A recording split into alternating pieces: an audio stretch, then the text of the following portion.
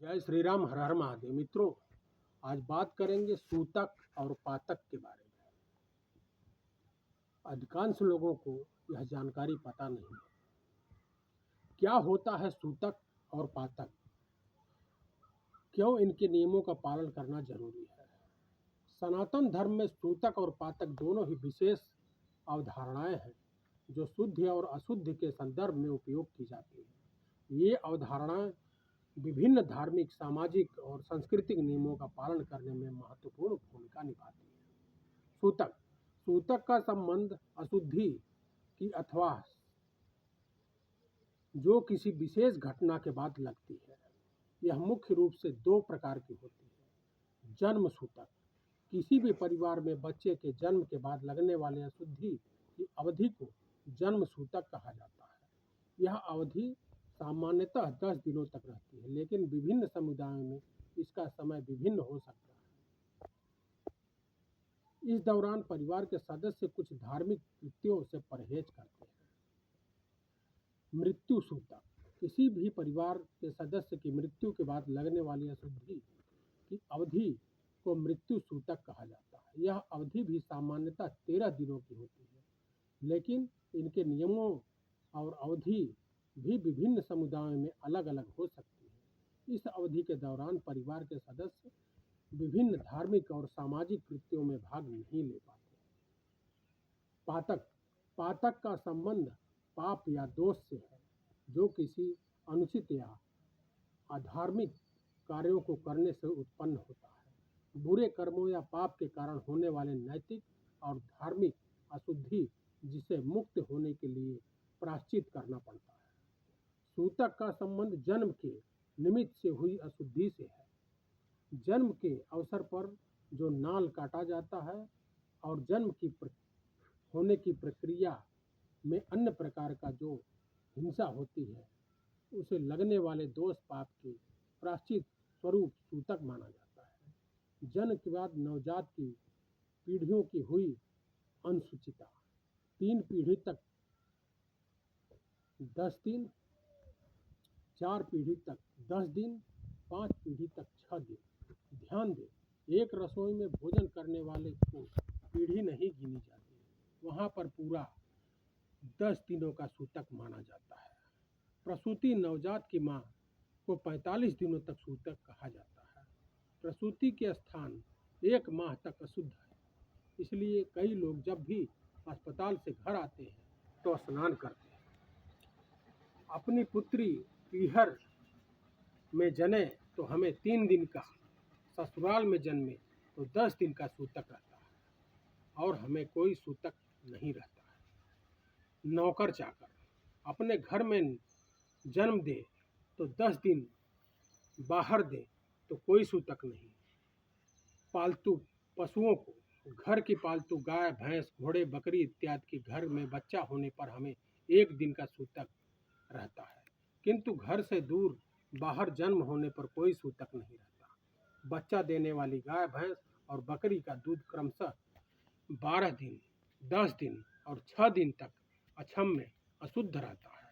पातक पातक का संबंध मरण के निमित्त हुई से अशुद्धि से है।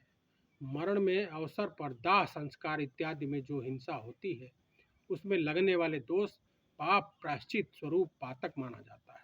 मरण के बाद हुई अशुद्धि 3 पीढ़ी तक 12 दिन, 4 पीढ़ी तक 10 दिन, 5 पीढ़ी तक 6 दिन। ध्यान दें, जिस दिन मृत्यु होती है उस दिन से पातक के दिनों की गणना होती है, न कि मृत्यु के दिन से। यदि घर का कोई सदस्य बाहर विदेश में है तो जिस दिन उसे सूचना मिलती है उसी दिन से शेष दिनों तक उसके पातक लगता है। अगर 12 दिन बाद सूचना मिले तो स्नान मात्र से ही शुद्धि हो जाती है। किसी स्त्री के यदि गर्भपात हो तो जितने माह का गर्भ पारित हुआ उतना ही दिन का पातक माना जाना चाहिए। घर का कोई सदस्य मुनि, तपस्वी बन गया हो तो उसे घर में होने वाले जन्म मरण का सूतक पातक नहीं लगता है, किंतु स्वयं उसका ही मरण हो जाने पर उसके घर वालों को 1 दिन का पातक लगता है। किसी भी अन्य शव यात्रा में जाने वाले को 1 दिन का मुर्दा छूने वाले को 3 दिन और मुर्दे को कंधा देने वाले को 8 दिन की अशुद्धि जाननी चाहिए। घर में कोई आत्मघात करे तो 6 महीने तक पातक माना जाता है। यदि कोई स्त्री अपने पति के मोह निर्मोह से जल मरे, बालक पढ़ाई में फेल होकर या किसी अपने ऊपर दोष देकर मरता है तो इसका पातक 12 पक्ष यानी 6 महीने का होता है। इसके अलावा भी कहा गया है कि जिस घर में इस प्रकार के आपघात होता है वहाँ 6 महीने का कोई बुद्धिमान मनुष्य भोजन अथवा जल ग्रहण नहीं करता, वह मंदिर नहीं जाता और उस घर का द्रव्य मंदिर में भी नहीं चढ़ाया जाता। अनाचारी स्त्री पुरुष को हर समय ही पातक रहता है। सूतक पातक की अवधि में देवशास्त्र, गुरु का पूजन, प्रलाक्ष आहार आदि धार्मिक क्रियाएं वर्जित होती हैं। इन दिनों में मंदिरों के उपकरणों को स्पर्श करना भी निषेध है। यहाँ तक कि गुल्लक में रुपया डालने का भी निषेध बताया गया है। किंतु ये नहीं कहा जाता कि सूतक पातक में मंदिर में जाना वर्जित है या माना है। जिन मंदिर में जाना देव दर्शन प्रदक्षिणा से पहले से याद है, वो विनती स्तुति बोलना, भाव पूजन करना, हाथ की उंगलियों में जाप देना सहमत है।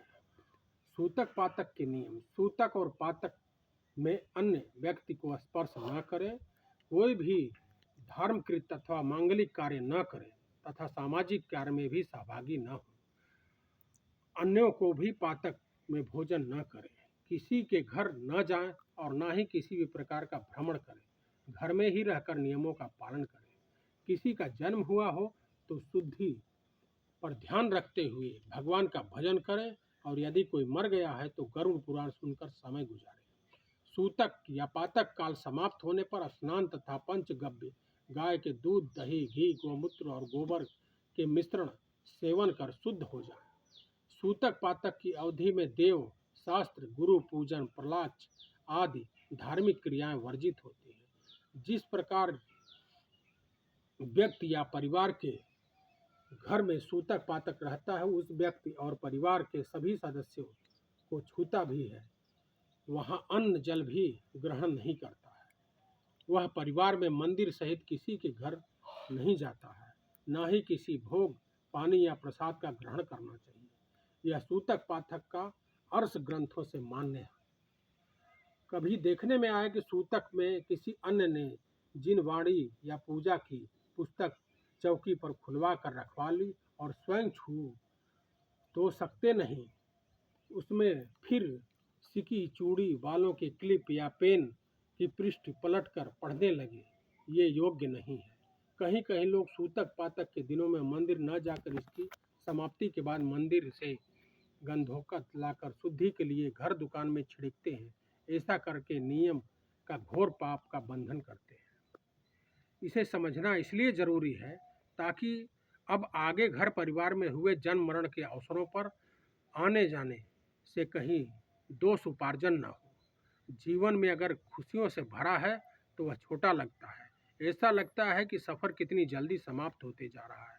वहीं अगर सिर्फ गम के साए में समय बीत रहा हो तो एक एक दिन भी बोझिल हो जाता है और ऐसा लगता है न जाने सफ़र अचानक इतना लंबा कैसे हो गया। अंधविश्वास या व्यवहारिक इसे एक अंधविश्वास मान लिया जाता है, जबकि इसके पीछे छिपे बड़े ही प्रैक्टिकल कारण के तरफ ध्यान नहीं दिया जाता है। पहले से के दौर में संयुक्त परिवार को चलाना ज़्यादा था या घर की महिलाओं को हर हाल में पारिवारिक सदस्यों की ज़रूरतों को पूरा करना होता था। लेकिन बच्चों के जन्म देने के बाद महिलाओं का शरीर बहुत कमज़ोर हो जाता है। स्त्री को आराम देना, उसके हर संभव आराम की ज़रूरत होती है जो उस समय संयुक्त परिवार में मिलता है मुश्किल हो सकता है। इसलिए सूतक का नाम इस समय आराम दिया जाता है ताकि वो अपने दर्द और थकान को बाहर निकाल पाए, संक्रमण के खतरे को बचाएं, बच्चे के शरीर को बचाएं। मृत्यु के पश्चात सूतक जिस तरह जन्म के समय परिवार के सदस्यों को सूतक लग जाती है उसी प्रकार के लिए सदस्य की मृत्यु के पश्चात सूतक का साया लग जाता है। जिस प्रकार पातक भी कहा गया है, समय परिवार कोई सदस्य न हो तो मंदिर किसी अन्य धार्मिक स्थल जा सकता है और न ही किसी धार्मिक कार्य में हिस्सा लेता है। चाहे कारण कुछ भी हो, लेकिन इस सभी के वजह से संक्रमण फैलने की संभावनाएं बहुत हद तक कम हो जाती हैं। प्राचीन भारत में ऋषि मुनियों और ज्ञानियों ने बिना किसी ठोस कारण के कोई नियम नहीं बनाए। जीवन के प्रत्येक क्षेत्र की जांच और उसे गहराइयों को समझने के बाद ही दिशा निर्देश दिए हैं, जो बेहद व्यवहारिक है। परंतु आज के दौर में उस व्यवहारिकता को समाप्त कर उन्हें एकमात्र अंधविश्वास की तरह अपना लिया गया है। इसलिए अंधविश्वास में न आए, सूतक और पातक का भली भांति पूरी शुद्धता से पालन करें। जय श्री राम, हर हर महादेव।